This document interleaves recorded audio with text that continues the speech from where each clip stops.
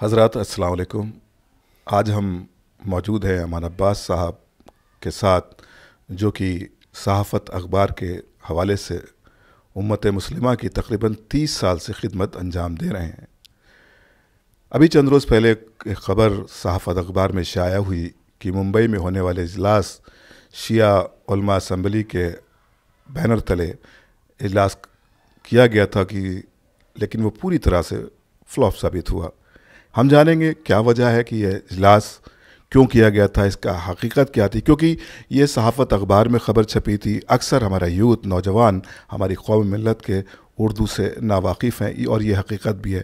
تو ہم جاننا چاہتے ہیں اور یہ ویڈیو ریکارڈ کر رہے ہیں ان نوجوانوں کے لیے تاکہ ان کو صحیح خبر تک پہنچایا جا سکے، اور اس اجلاس کا حقیقی مقصد کیا تھا اور کیوں یہ اجلاس اتنا اہم ہونے کے باوجود بھی فلاپ ثابت ہوا. جانتے ہیں جناب امان عباس صاحب سے. دیکھیے، یہ اجلاس میرے اخبار کی رپورٹ کے حساب سے فلاپ نہیں ہوا ہے، وہاں کے عوام کی رپورٹ اور سوشل میڈیا پہ یہ چل رہا تھا جی. اور میں نے اس کے اوپر تبصرہ اس لیے کیا کہ اس کو وہاں لوگ قومی بیداری مان رہے تھے، اس پروگرام ہاں، فلاپ ہو جانے کو. جی. اس کا سبب یہ تھا کہ یہ جو حضرات شیعہ علماء اسمبلی کے بینر تلے وہاں اکٹھا ہوئے تھے جی. اور جو قومی قیادت کے دعوے دار ہیں، جی. ان کا ماضی جو ہے وہ بہت مشکوک ہے. خاص طور سے ماضی میں کوئی ایسی نمایاں قومی خدمت ان کی کسی کے سامنے نہیں ہے جس سے اس کو مانا جائے کہ وہ بھروسے مند ہیں. جی. تو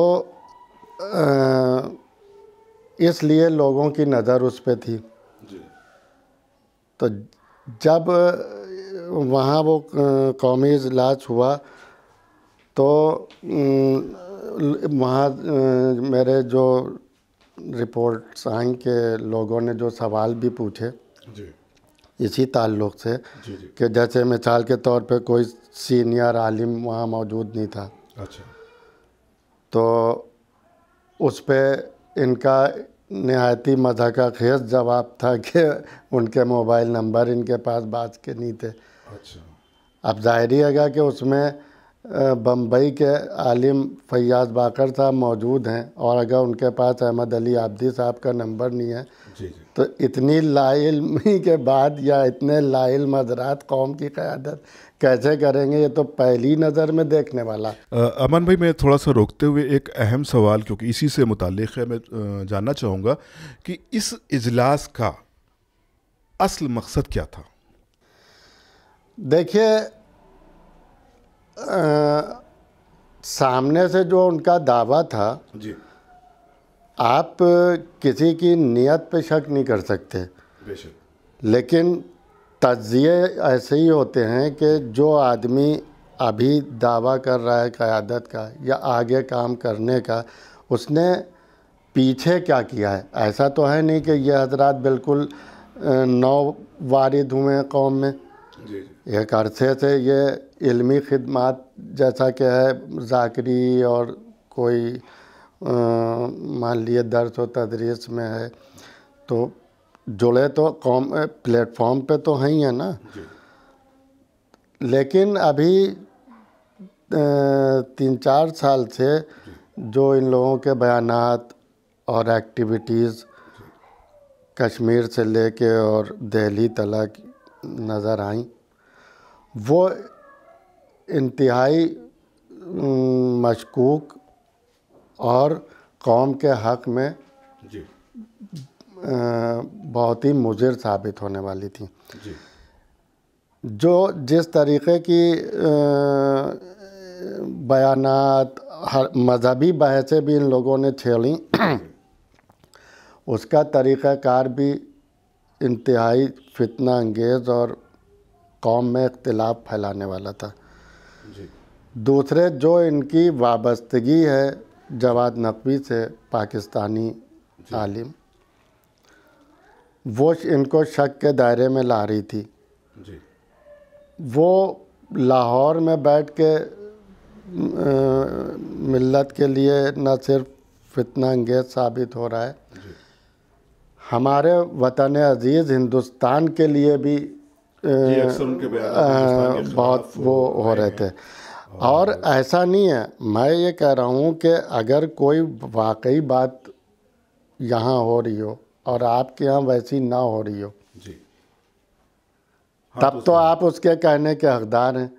جب یہاں سے زیادہ زیادتیاں پاکستان میں ہو رہی ہیں، دوسرے جو ولایت فقیہ یا اس طرح کی چیزیں وہ یہاں ابھارنا چاہ رہے تھے، وہی انتہائی اس وقت بھی میں نے یہ بات لکھی تھی 2-3 سال پہلے بھی کہ پہلے وہ یہ نظام پاکستان میں تو لاگو کر لیں جہاں یہاں سے زیادہ شیعہ حضرات کی آبادی ہے کم از کم، اور بہرحال ایک اسلامی کنٹری ہے. یہاں تو آپ کی آبادی کیا ہے، اس میں بھی مائنارٹی در مائنارٹی جسے کہیے شیعہ، اور تو اس کا ایسی بحثیں چھیڑنا کوئی سود مند تو ثابت نہیں ہونا ہے، سوائے نقصان دہی ثابت ہوں گی. تو ایسے افراد جو ہیں جن کا پہلے ہی سے ماضی اتنا دغیلا اور جیسے کہیے مشکوک ہے، اور کوئی کسی کی نمایاں خدمت بھی نہیں ہے قوم کے لیے، لیکن قیادت تو کی دعوے داری، ہاں تو اس پہ کیسے بھروسہ کرا جائے. اور روز نئے لوگ آ رہے ہیں اس طرح کے. آج ہم کوفے کے لوگوں کو کیوں کہتے ہیں کہ انہوں نے یہی ہوا تھا کہ جب حجاج آ کے بیٹھا تو کسی نے جو وہاں نمازی تھے انہوں نے اس کو اس وقت چارج نہیں کیا کہ بھئی آپ کون ہو، کہاں سے آئے ہو، اور اچانک آ کے یہ ممبر پہ کیسے بیٹھ گئے.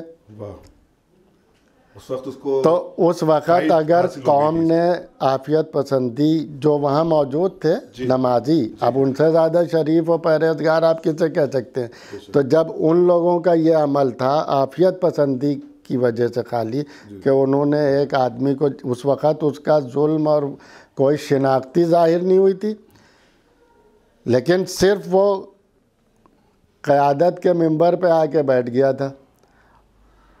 تو وہ غلطی ان نمازیوں کی یہ تھی کہ جہاں ان کا امام بیٹھتا تھا پہلے والا، اگر دوسرا آدمی آ کے بیٹھ گیا تو پہلے اسے پوچھنا تو چاہیے تھا کہ تم کون ہو. سوال نہیں کیا گیا اس سے. تو اسی طرح یہاں جو آج ہماری قوم کی حالت ہو رہی ہے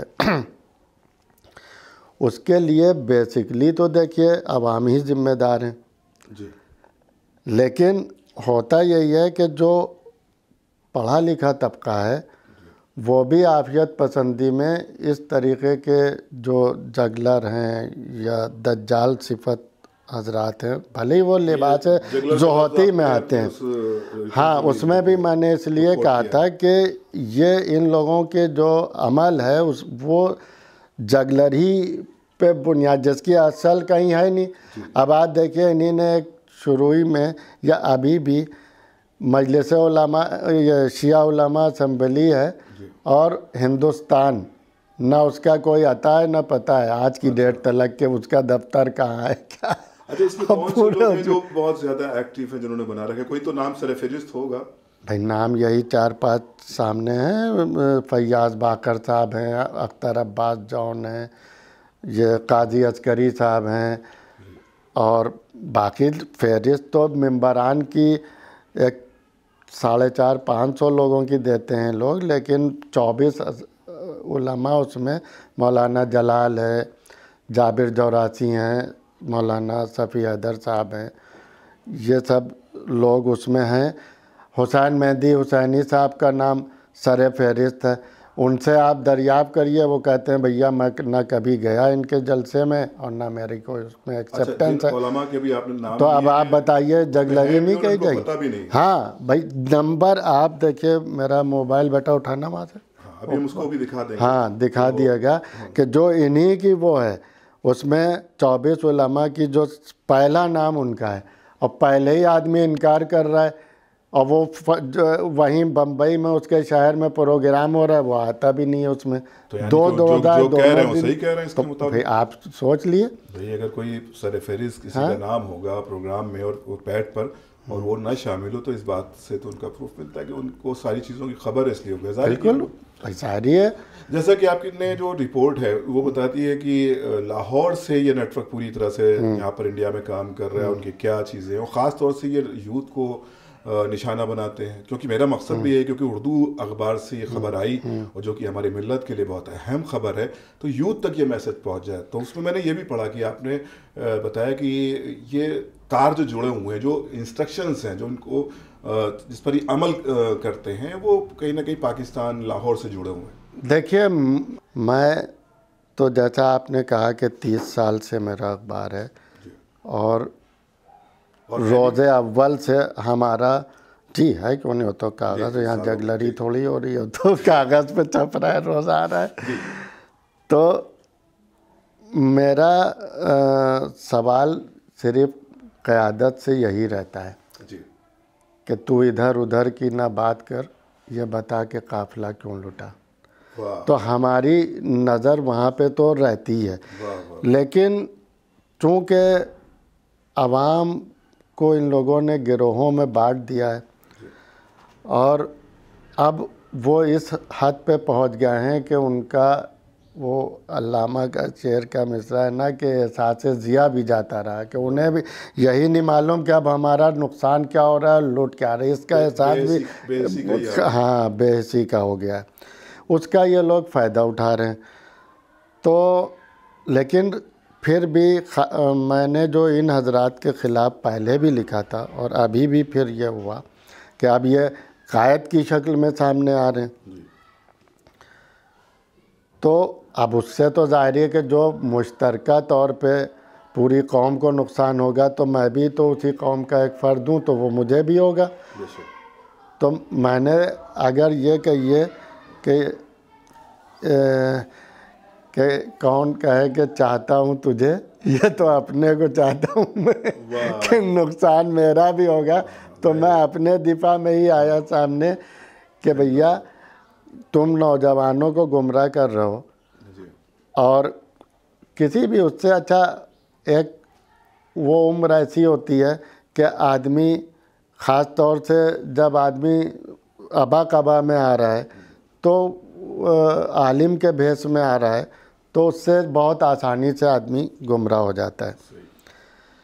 تو یہ خدا نخواستہ اگر گمراہ ہو گئے اور ان کو باخبر نہیں کیا گیا، تو ابھی جیسے مان لیے مسلمانوں کے ایک مخصوص فرقے پہ دہشت گردی کا الزام ہو رہا ہے، خدا نخواستہ ہمارے فرقے پہ بھی وہ بات آنے لگے گی. بہت نازک بات ہے. اور تو وہ جو ہماری مسلک کی تعلیمات، ہمارے ائمہ کی تعلیمات سے بالکل میچ ہی نہیں کرتا ہے، لیکن کچھ نوجوانوں کی غلط حرکت سے جو ان لوگوں کے بہکاوے میں آ کے خدا نخواستہ کوئی حرکت کر بیٹھے اس طرح جوش میں آ کے، تو اس کا خمیازہ تو پوری ملت کو اٹھانا پڑے گا نا پھر. تو اس لیے میں نے اس کا نوٹس لیا اور یہ ضروری سمجھا کہ ان کی حقیقت سے لوگوں کو آگاہ کریں. اور اس کے بالکل پختہ ثبوت ہیں کہ ان کے جواد نقوی سے اختر عباس جون کے، فیاض باقر کے تعلقات ہیں. ان کا وہاں کا چینل، وہاں اس کے رسالے سے ان کی ایک عالم کی وابستگی، یہ سب میرے پاس ہے اور لوگوں کو بھی باخبر حضرات کو معلوم ہے.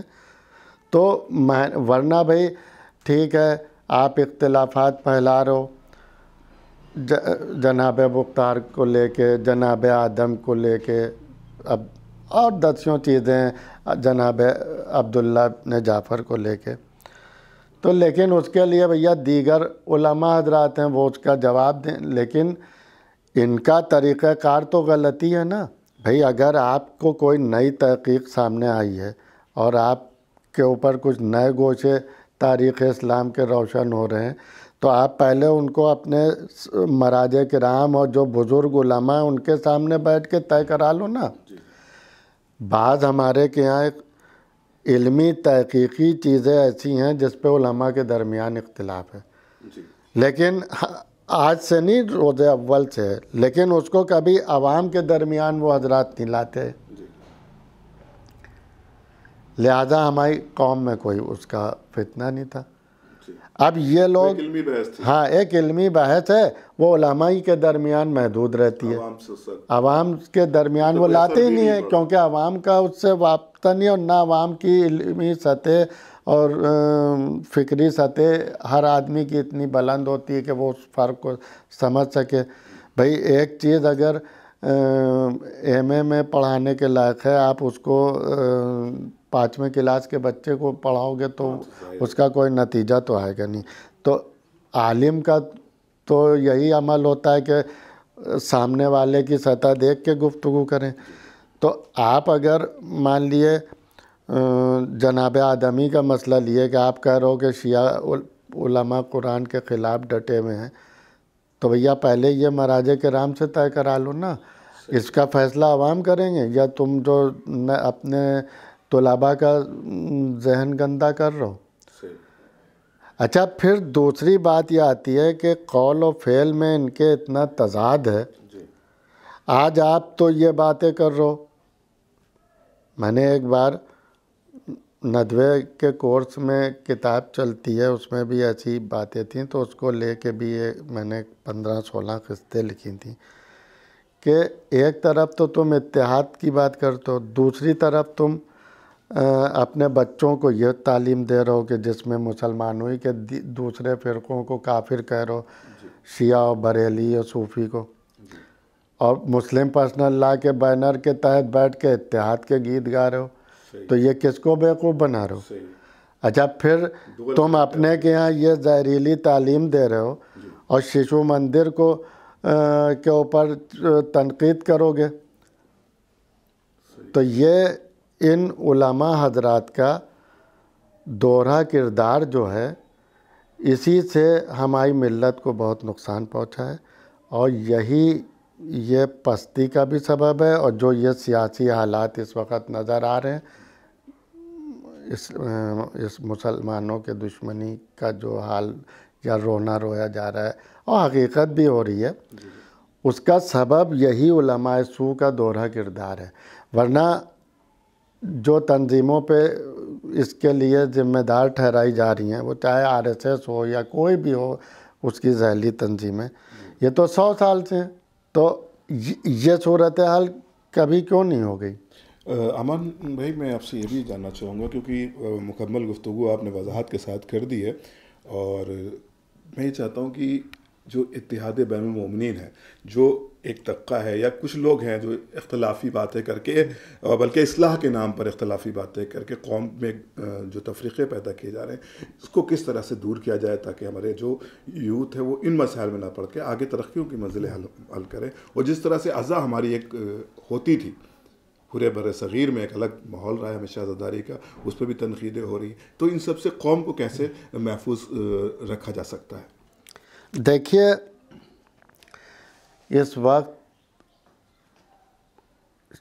جو اسلام دشمن طاقتیں ہیں وہ یہ بخوبی جانتی ہیں کہ چونکہ اہل بیت ہی ہمیشہ محافظ رہے ہیں اسلام کے، اور شیعہ طبقہ وہ طبقہ ہے جو اہل بیت سے وابستہ ہے اور اسلام کو اس نے وہاں سے لیا ہے، تو جو حقیقی دشمن ہیں اسلام کے وہ اس وقت شیعت کو دھار پہ رکھے ہوئے ہیں، اور ایرانی انقلاب کے بعد خاص طور سے یہ جو حرکتیں ہو رہی ہیں اس وقت بین المومنین، جو اختلافات کی آپ باتیں کر رہے ہیں، اس کے تار وہاں سے جڑے ہوئے ہیں، اور یہ جو ہمارے لندن اور کینیڈا یا اور اس طریقے کے لوگ ہیں، اب سب کا نام میں تو لے بھی چکا ہوں، مجھے اس کا کوئی پاس وہ نہیں رہا، قوم کے حق میں میرا کچھ بھی لٹ جائے مر جائے میں اس کے پیچھے ہٹنے والا نہیں ہوں، یا اسلام کی راہ میں کام آ جاؤں۔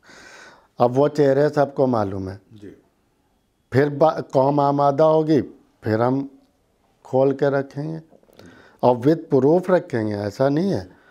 ابھی سامنے ہی سے میں نام نہیں لیتا ہوں، لندن سے آئے ہوئے خطیب جو اپنے کو آیت اللہ کہتے ہیں، ان کی کلپ چل رہی ہے، پیشہ ور ذاکرین کو وہ لتاڑ رہے ہیں، بات صحیح کہہ رہے ہیں، لیکن بات یہ ہے کہ بھیا تم نہیں لے رہے ہو، اس کا اثر کیا ہوگا سوائے فتنے کے اور کوئی رزلٹ تو نہیں آئے گا. یا تو آپ اعلان کرو تائب ہو کہ میں نے اب تک جو لیا اس کی معافی، آج سے میں دینی خدمت کا، چاہے ذاکری کا، چاہے پیش امام کہیں کوئی وہ کہو، اس کا میں اجرت نہیں لوں گا. تب تو آپ یہ بات کہو، بات بالکل صحیح ہے. لیکن اگر یہی دوہرا کردار ہوتا ہے وہ آپ کرو گے تو اب ظاہر ہے کہ جو دوسرے ذاکرین ہیں وہ جواب دیں گے. نتیجہ کیا ہوگا؟ چوں چوں مچے گی، فتنہ تو پیدا ہوگا بین المومنین. یہ بالکل ابھی کی میں نے آپ کو مثال دی ہے سامنے کی. ایسے روز ہوتا ہے، صبح شام تماشا میرے آگے. تو مسئلہ یہ ہے کہ نوجوانوں کو جن کو ٹارگٹ، کیونکہ دیکھیے نوجوانی آسان چارہ ہوتا ہے ایسے لوگوں کا، اور وہی فعال ہوتے ہیں، وہی انقلاب لاتے ہیں. تو بیدار ان کو ہونا ہے، کرنا ہے، انہیں باخبر کرنا ہے کہ وہ کسی کے چہرے پہ نہیں لکھا ہے. ہم بھی کسی نئے آدمی کو وہ آئے گا سامنے تو مجھے، لیکن ایک پیرامیٹرز ہوتے ہیں، اس پہ چیک کرو. میں نے اس خبر میں بھی دیے ہیں اس کے اشارے کہ بھئی کوئی کو روکا نہیں جا سکتا جمہوریت میں، لیکن آپ اس کو چیک تو کر سکتے ہو. ہر آدمی کو آپ اپنے پہ مسلط تھوڑی کر لو گے، ورنہ وہی کوفے کا حال ہوگا، اور وہی ہو رہا ہے. تو اس سے قوم کو بیدار کرنا ہے، خصوصاً نوجوانوں کو. اور جتنے مخلص علماء اور ذاکرین ہیں ان کو یہی کام کرنا ہے. کیونکہ دیکھیے قیادت ایک ہوتی ہے، قائد ہونا الگ ہے، عالم ہونا الگ ہے. ضروری نہیں ہے کہ قائد کی علمی صلاحیت بھی کسی دوسرے سب سے بلند ہو. میں مثال دوں، جیسے مان لیے خامنئی صاحب ہیں، ان علمی حیثیت میں ان سے زیادہ لائق اور بزرگ علماء خود قم میں ہی ایران میں موجود ہیں، لیکن وہ بھی انہیں قائد مان رہے ہیں. اس کی وجہ یہ ہے کہ جو سیاسی شعور اور تجربہ ان کو اس میدان میں حاصل ہے وہ ان کو اس میدان میں نہیں ہے. تو انہیں معلوم ہے کہ جس منصب پہ یہ بیٹھے ہیں وہاں مجھ سے بہتر کام قوم و ملت کے لیے یہ انجام دیں گے خدمت، تو وہ انہیں مان رہے ہیں. تو اسی طرح ہم کو ہندوستان میں بھی اپنا ایک قائد ماننا پڑے گا، اور اس کے ساتھ سب کو آنا پڑے گا. اس پہ آپ کو نظر رکھنا پڑے گی. وہ غلط کر رہا ہے، آپ اسے پھر سرے سے ہٹا دو. یہ نہیں ہے کہ کوئی اچھا ذاکر آیا اور ہم اس سے متاثر ہوئے، ہم نے اسے قائد بھی مان لیا. خرابیاں یہاں ہو رہی ہیں. تو ایک قیادت ہوگی تو انفراسٹرکچر بلڈ اپ ہوگا قوم میں، جو ختم ہو گیا ہے.